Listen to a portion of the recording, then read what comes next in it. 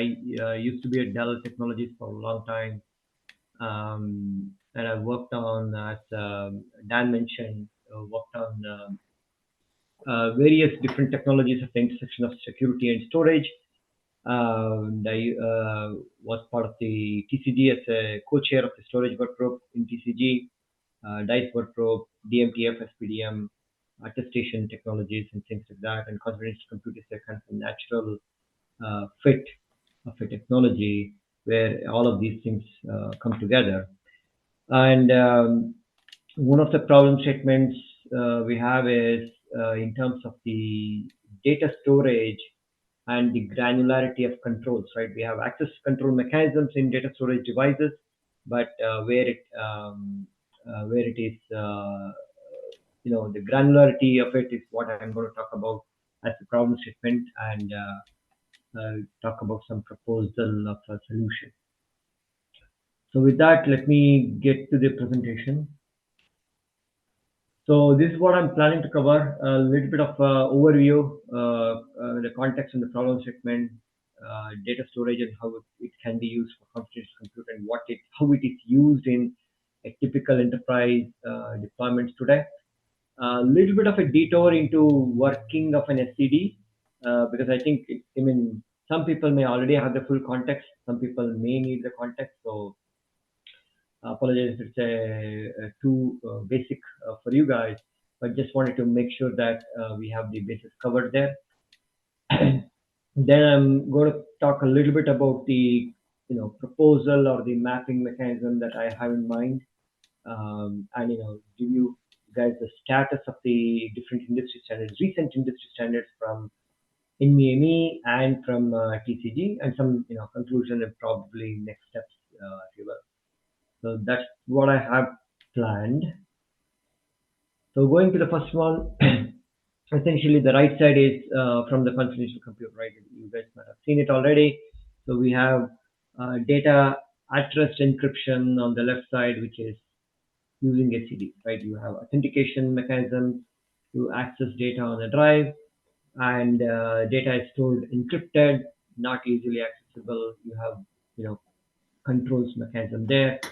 Data in transit, while data is being transported between compute entities, between peripheral devices and compute or memory, you can encrypt the data. You maintain confidentiality there, and of course the data in use or data being computed. That is what is this whole thing is all about, right? This whole consortium is all about that. So we have those mechanisms, right? So what is missing? What are we trying to do? So although from a confidential compute consortium perspective, the data at rest protection mechanism or the confidentiality is assumed to be solved, or at least it doesn't get into the granularity of the details. It says that, hey, use an SAD drive, which is self-encrypting drive, uh, provision it with authentication keys, and you have confidentiality of your data. You don't have any loss of data. You have access control. That's an easy way to do it. But then the problem is, let me go here.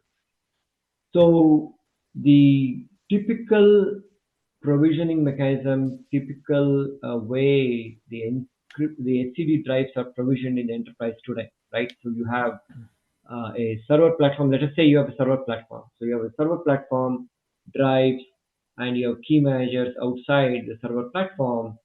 The keys are used at a complete granularity of a drive, right? So you provision one authentication key for the entire drive, or even if you are provisioning different encryption bands on a drive, let us say a drive can be fragmented into 100 encryption bands, right, or 20 encryption bands.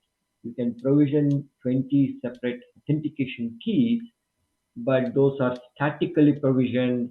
They are not dynamically provisioned, and you have the ranges are statically set. And again, it's a lot more complex to implement, and you have to key management gets way too complex, and all those other challenges exist, right? So just a brief overview of SED is you have SED. You first it comes. Let me go to my next slide here. A little bit talk about SED use cases and SED overview, right? So SED are self-encrypting drives. You have recording media. It can be NAND. It can be magnetic media recording. It can be any other recording technology on the physical drive. You have the drive electronics already managing the media encryption keys. It is self-generating media encryption keys, symmetric encryption, right? You use the same key to encrypt the data and to decrypt the data. That is generated by the drive using random number generator, some other entropy sources, and things like that. And that is always happening. It is happening at line speed. You are always writing the data encrypted on the media. You're always reading the data after decrypting. From the media, you read the data from the host. That is always happening. There is typically, if you look at the enterprise ecosystem today, um, I would say almost 100% of the drives that are shipping today, they already do encryption on the media. They already do decryption on the uh, uh, readout. What is different about STDs is the STDs provide a additional layer of security wherein you are provisioning authentication keys, right? You at the beginning, out of the factory, authentication keys are not provisioned at all, so you can use it like any other regular drive. But when you provision the authentication key, you set it up. You take ownership of the drive. Then you set up one key or few keys, and say that hey, at every power cycle or any other boundary condition, it could be a reset, it could be interface reset, it could be power cycle. Typically, the policy is to do it at a power cycle boundary. The media encryption key is not accessible to the drive electronics or not accessible to drive firmware, but it gets wrapped with the authentication key. So the host has to present the authentication key, quote unquote, unlock operation. Then the media encryption key is accessible. Then you can perform read and write. Otherwise, you cannot even perform read and write. Why is SEDs used? What's the use cases?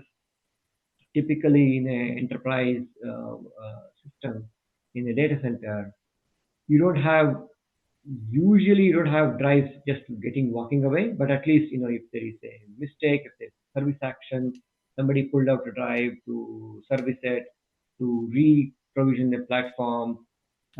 If the drive walks away, you are protected. Without the authentication key, you cannot read and write the data. If you have stored confidential data, you cannot get access to it. Period. If the data center is going through decommissioning, right? If you are decommissioning equipment, whether you forget to erase or you did not do your summon pass erase or whatever reason, you still are protected because without the application key, you cannot have access to data. Therefore, you're protected. That's why SCDs are used, and also transport between data centers, the same use case. Yes, Dan.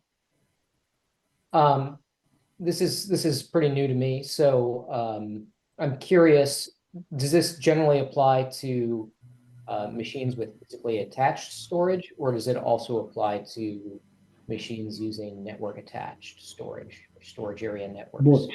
Both SCDs are used in both topologies. Machines with storage and also external storage, cluster storage. It applies to everywhere. But typically, I'm mostly talking about machines with local storage attached. Okay, thanks. So you have this the overview of the SCDs and the use cases, right? Uh, Now let me get to, maybe I mislabeled this. I'm still talking about a little bit of a problem statement here. Mislabeled the slide as solution.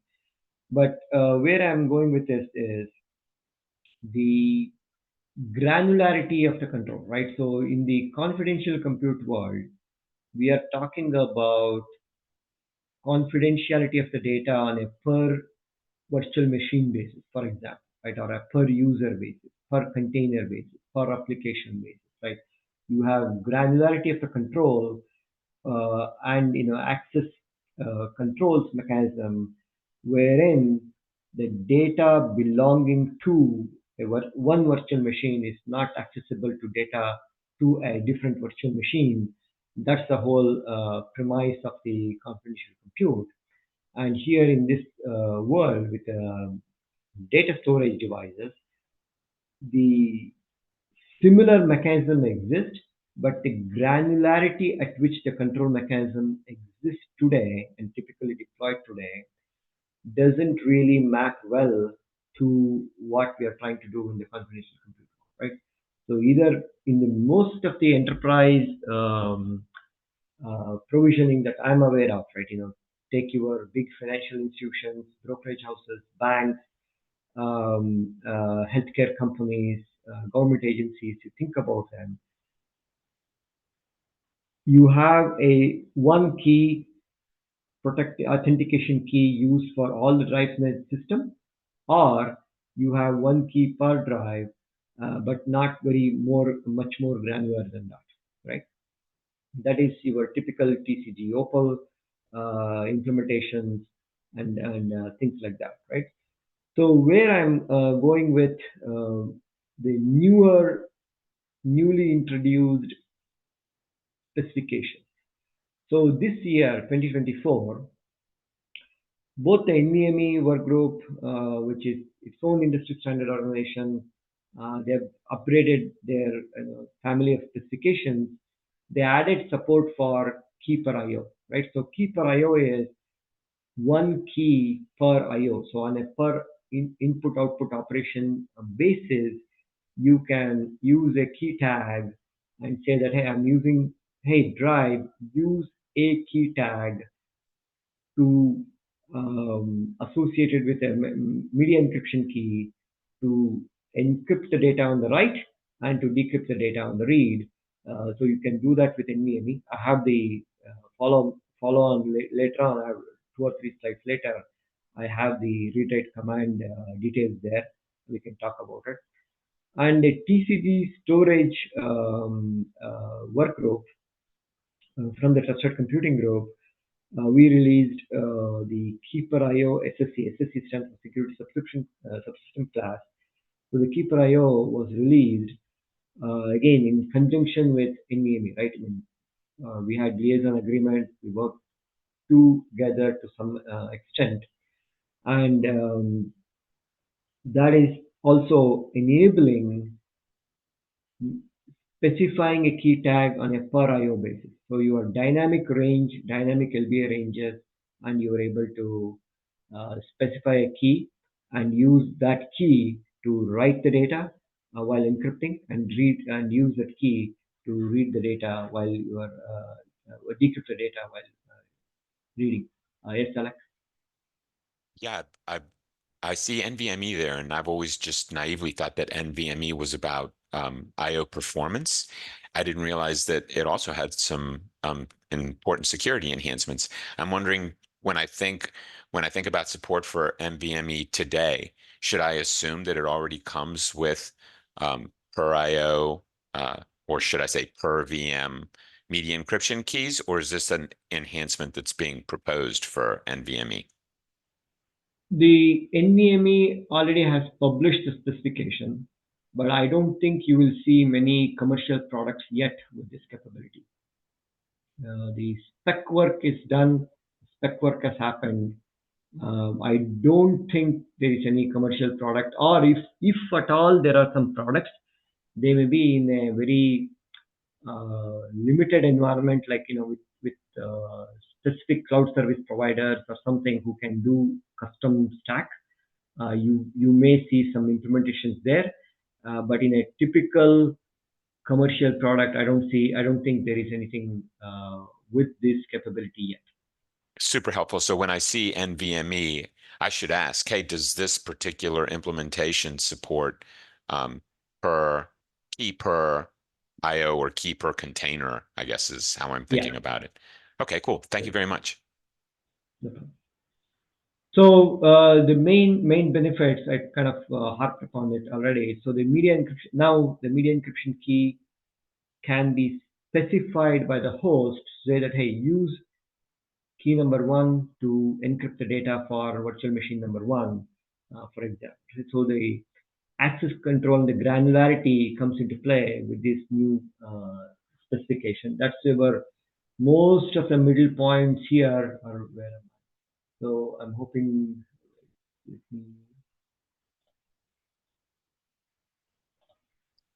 Most of the Can middle I ask points a here, question?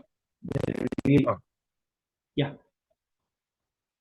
please go ahead. finish what you're saying, and then I'll ask the question. Sorry. Oh, sorry, go ahead, Offer. Okay. I'm trying to understand one thing. The encryption and decryption is performed on the disk hardware. Does that mean that, as far as I understand, what about the data passing on the bus from the disk to the VM? Is that, So that, can I yeah, assume that it's so passing in the there, clear? yes, today today it is in the clear, but Okay. the PCI SIG has already published ECMs, right? PCI Yeah. 6.0 already has it included the TDISP technology in order to Mhm. support the trusted execution environment. There was a ECM a while ago for TDISP, which uses or which banks on the SPDM protocol from DMTF to provision the link encryption keys, and you can encrypt the PCI link between the uh, compute and the peripheral device. And that is not just limited to storage, right? It's any PCI device. It Yeah, could yeah, be yeah. a Yeah, GPU, yeah, it yeah. could be network, it could be anything. So that technology exists. So it's now we got to, if you think about it from a connecting the dot point of view, you have the interface between the CPU and the memory. That is, one encryption channel. Then you Mhm. have the CPU and the PCIe subsystem, which could be CXL devices, which could be storage devices, network devices, GPUs, whatever. And that channel can be encrypted with TDISC. Again, I'm going on a detour. Sorry about it. My understanding is the CPU hardware, most of the mainstream CPU hardware may have the capability already, and there are some capabilities being looked at from a PCI peripheral devices as well. Hardware capability might exist, but the firmware and the infrastructure for key management and stuff like that, it is at various stages of consideration or development. I don't think there is anything commercial yet. Mhm. Yeah. But, Thank you. but very good point. We are talking about, we started with the three thing, right? In use, in compute, and in transit. The in transit piece of the puzzle needs to be present. So I'm mostly talking about, the granularity piece here and the data. And then the other thing I want to talk about is from a erasure point of view. You can think of the erasure as feasible. Now I can granularly erase the data, whereas in a typical enterprise provisioning environment, when you have SCDs, you are erasing the entire drive, you're reprovisioning the entire drive, or you're reprovisioning the entire LBA ranges. You are not erasing at a very granular level, and this keep IO makes that happen. So let me go to next slide. This is kind of the visual of what I talked about, right? So if you have external key management servers connected on the management network, and this is your typical platform with local storage, right? Dan talked about external storage, so you can extend the concept to external storage as well. But I'm here putting it all in a quote unquote block diagram of a platform. So you have different virtual machines supported by a hypervisor, you have compute, you have memory, you have storage devices, and the secure session that Ofer referred to. You can have secure session here. depending on PCIe capability implementation. And if I blow up this NVMe storage device, and these are all, you can think of it as LBA ranges, storage ranges within the device, right? And again, I'm purposefully putting it all in different ranges, different locations. Like NVK1 associated with virtual machine, you can do the color coding mapping. And what I'm trying to illustrate is different LBA ranges of different extents can be specified with usage of specific key tags.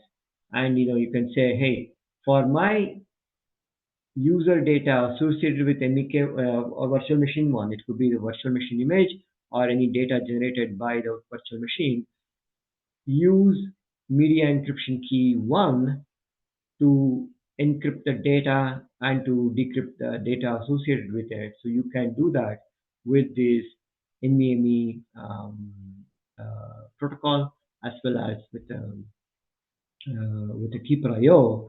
If the drive is implementing Keeper IO, you can do that.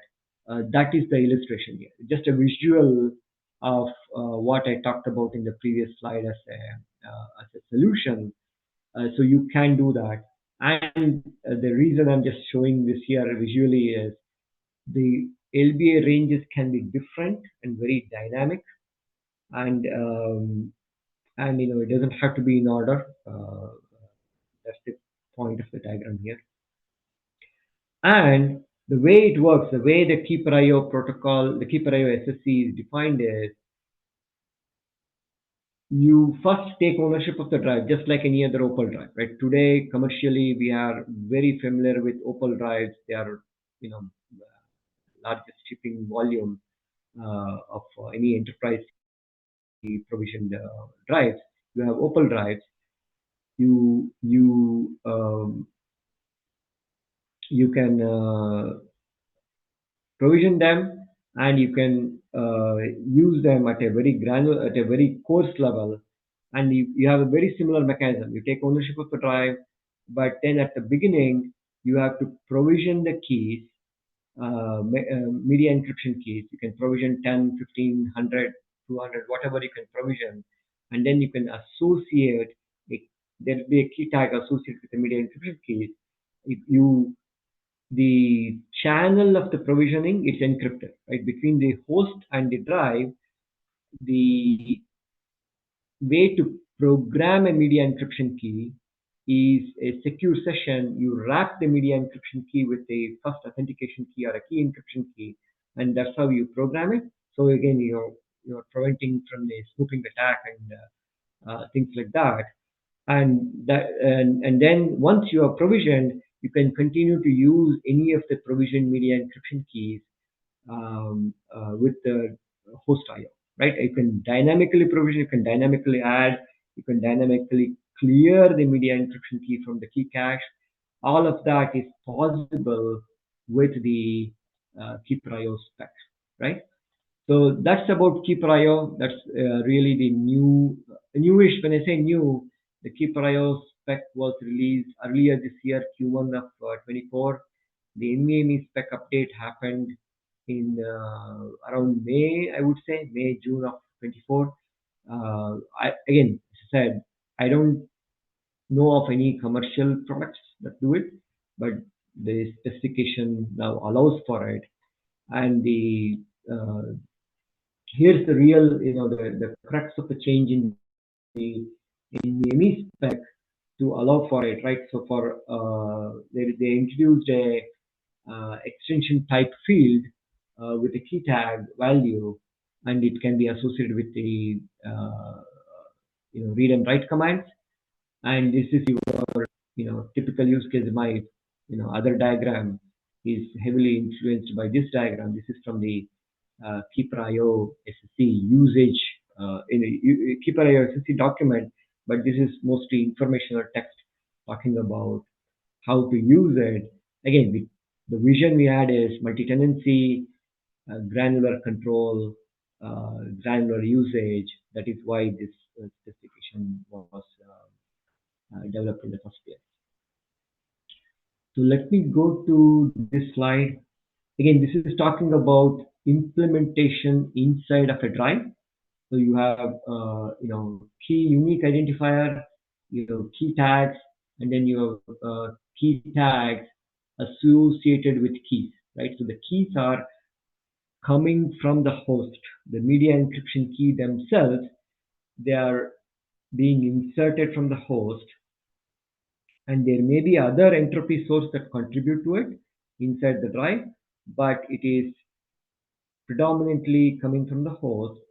And you once you provision a key, it gets assigned a key tag by the drive, and the key tag value is known to the host, and then from there on forward, the host will use that key tag to perform a read and write. Therefore, you can granularly clear it. You can say, hey, forget the key associated with key tag number 10, and that key is gone, and the key is gone, right?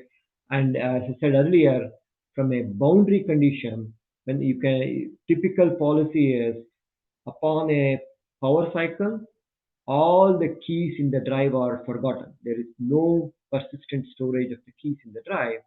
Therefore, you have to reprovision the keys every time the drive goes through a power cycle to be used to use that um, drive. Yes, Alex. Trying to follow this diagram very closely. This is super interesting. And I'm just not seeing on the host side a slot for the actual key. I see the UID and the tag, but I don't see the key itself. But you're saying that this it's just not shown on the slide, but the actual media encryption key, the symmetric key, is provisioned from the host to the storage device using a secure channel. And you mentioned TIO or TDISP. Do I have that Yeah, right? that's correct. That's correct. Cool. Just wanted to check that. Thank you. Yeah, that's correct. So again, And it's not shown because again, you think of it as Mhm. two slightly separate operations. One is the provisioning operation when you provision the media encryption key, and then you are doing your high performance read write. You are just performing a read command, write command. You just send the key tag. You don't want to be always transmitting the media encryption key. Your read and write is high speed. Is done. yeah, just as far as check-in time here, I know that you have some ideas in mind about how we might be able to collaborate between the CCC and the TCG work. So maybe we can set that up in the next 5 minutes or so. Yeah. Yeah. Again, this is voice stack, right? I just took this diagram. This is either the last or the previous one slide. I'll wrap up quickly. So again, we have precedents of doing this very recently in the sense a little bit few years ago, where the IO stack had to be updated to use what are known as the PI fields, the protection information fields. Storage stack is very difficult to change, right? Because it's just the overhead of it, the high performance and demand is very difficult to change. But then we added changes across Linux and Windows and VMware to do PI.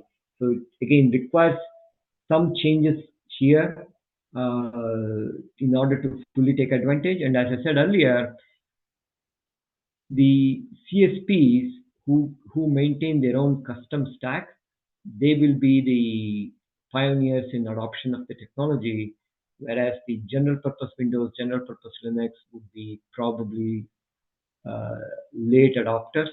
Offer will just wait for a little bit. And this is really my final slide. So all I'm kind of summarizing is, you have granular controls now.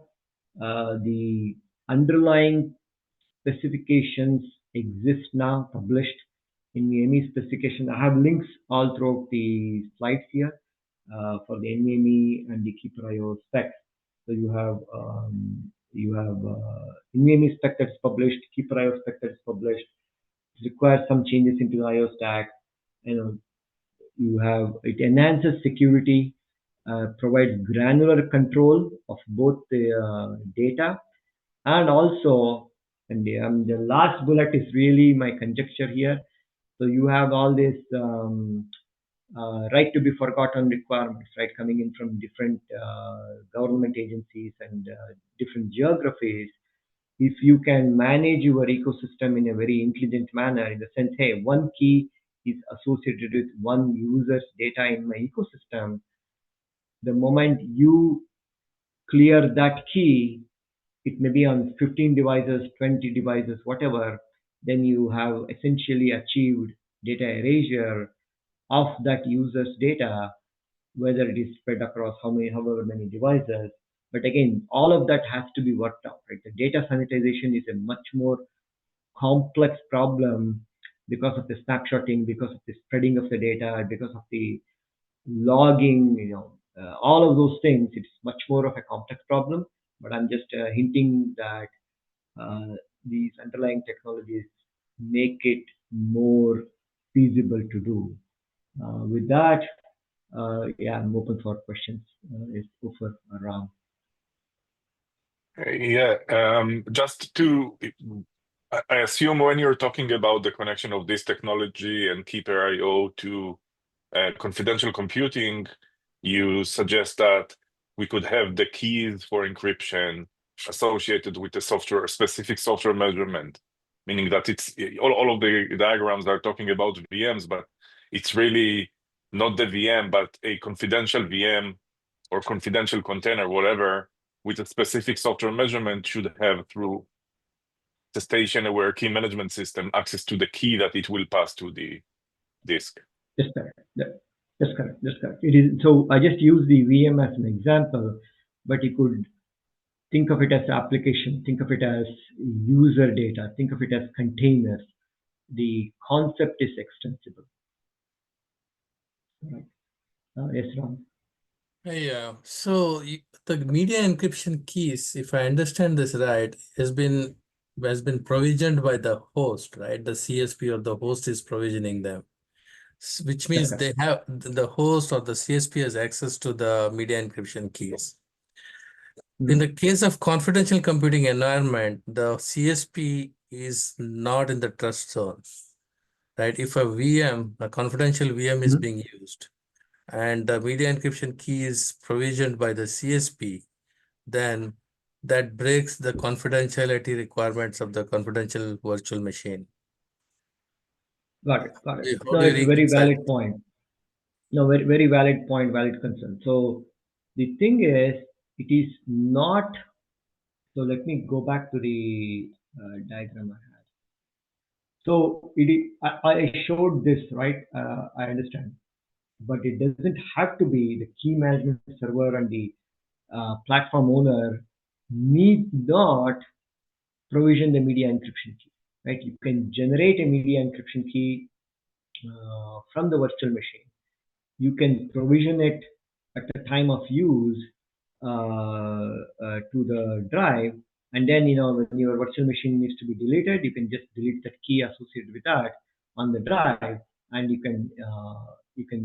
you don't have to give the ownership of the media encryption key to the platform owner or the CSP. It can be with the virtual machine or with the application.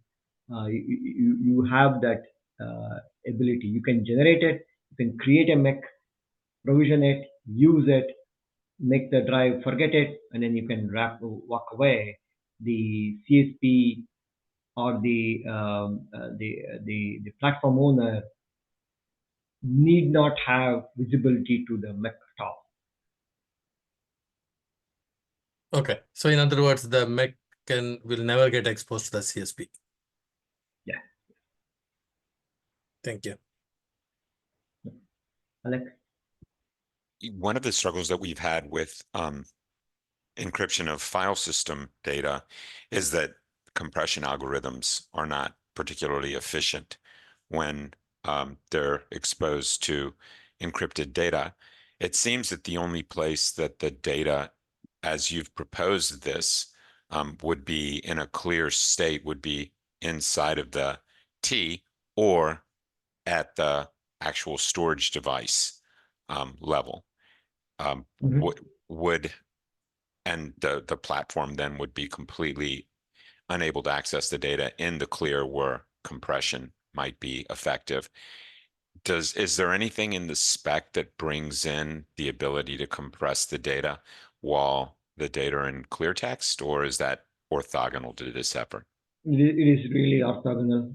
The NVMe and the Keeper.io specs do not talk about compression at all. That's more of it gets into the realm of accelerators and data management. These technologies do not talk about it. Got it. Thank you. This has been a great presentation. Thank you so much. No problem. Yeah, I agree. I don't think we've talked about storage much in the past. So when we think about what sort of things that we might be able to do together moving forward, did you have some initial ideas in mind? Not at this time, Dan. Again, I'm just kind of, proposing the idea here. I'd be willing to listen to, folks if there is any more use cases, any collaboration we can do between TCG and here, coming up with use cases or white papers and things like that. At least at a beginning, right? And then if the ideas are firm enough, there may be more concrete things like a proof of concept or some open source type development effort that may be little further out. But that's what I'm looking for as a Yeah. initial engagement model. Yeah, so I think there's three things that came to mind for me. One is the idea of a use case oriented white paper sounds pretty interesting. So just this last couple of questions that we've had seems like they would be educational for the broader community. So if we put out sort of a reference pattern for how you would use Keeper.io with confidential computing, talking about the sort of key management infrastructure that you would want in order to keep actors outside of your TCB that you don't want in the TCB.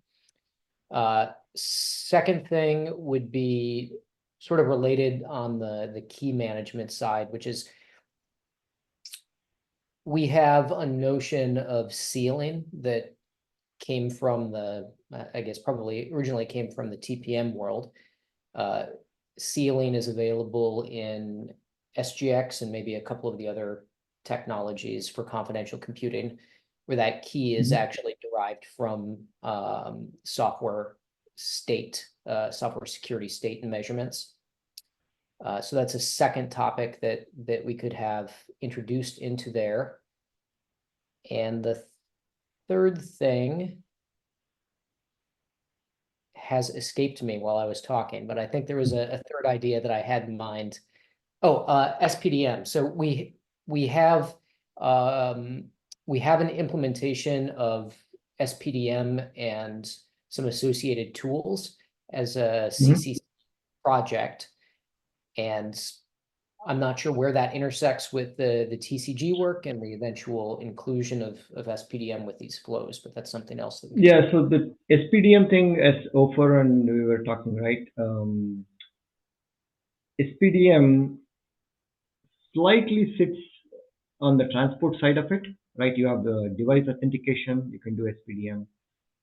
You can provision the key session keys with SPDM. You can establish secure session, and then you transport the TDISP keys in that secure session, and then now you have a PCIe secure session, but that's the boundary of SPDM, right? It kind of ends there. This is little bit separated from SPDM in that sense, right? So SPDM works for anything. It could be network, it could be in just like PCIe, right? It could be network, it is independent of the storage protocol. But yeah, we can definitely refer to that as a underlying secure communication and authentication or attestation infrastructure. In that space, it has a validity in that space. Sounds good. Well, we could talk on this topic for quite a bit longer, but unfortunately we are out of time. What I will suggest is if this sounds interesting to anybody on the call, feel free to pick up the conversation on the mail list. What has historically worked well for getting white papers started is for somebody to just take ownership initially and create a first draft. And we often share those through globally accessible Google Docs. But I'm sure other mechanisms exist. So please do continue this on the